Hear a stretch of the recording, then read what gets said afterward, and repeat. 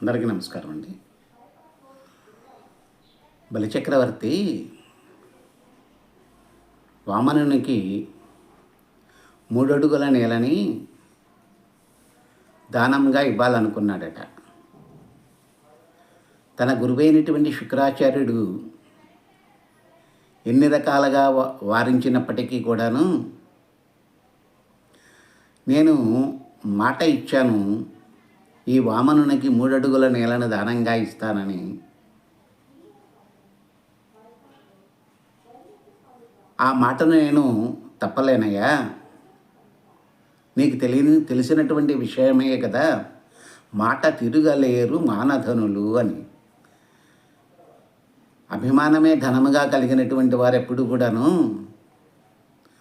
ఇచ్చిన మాటని లేదు అనలేరు, కాదు అనలేరు అని అని వామనునికి 3 అడుగుల నేలని దానం ఇవ్వడానికి సిద్ధపడిపోయాడట.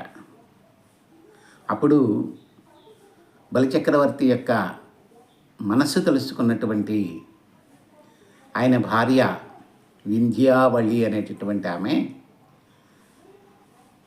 ఒక బంగారు కలశముతో నీటిని తీసుకొని వచ్చిందట. ఎందుకు? ఆ వామనుని యొక్క పాద ప్రక్షాళన కోసం.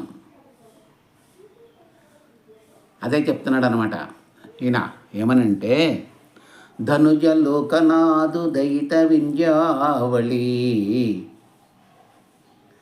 ధనుజ లోకనాథు దయిత వింధ్యావళి, ఒట్టుని కాళ్ళు కడుగవర హేమఘటముతో. ఆమె ఎలాంటిదట? రాజవదన మందమరాళగమన. అంత గొప్పదనమాట ఆమె. చెప్తున్నాడు చూడండి.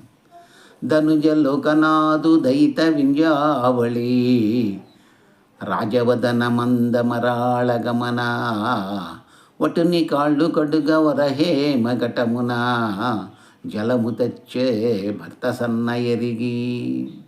భర్త యొక్క మనసు తెలుసుకొని వెంటనే ఆ వింధ్యావళి అనేటటువంటి ఆమె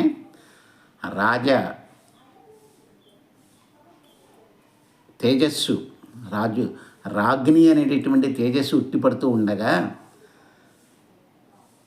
మరాళము వంటి హంస వంటి నడకలు కలిగినటువంటి ఆమె వెళ్ళిపోయి బంగారు కలశముతో నీళ్లు తీసుకుని వచ్చి తన భర్త అయినటువంటి బలిచక్రవర్తికి అందించిందట. అప్పుడు బలిచక్రవర్తి ఏం చేశాడు అనేటటువంటిది ఈరోజు వీడియోలో నేను చెప్పడం అనేటటువంటిది చేశాను.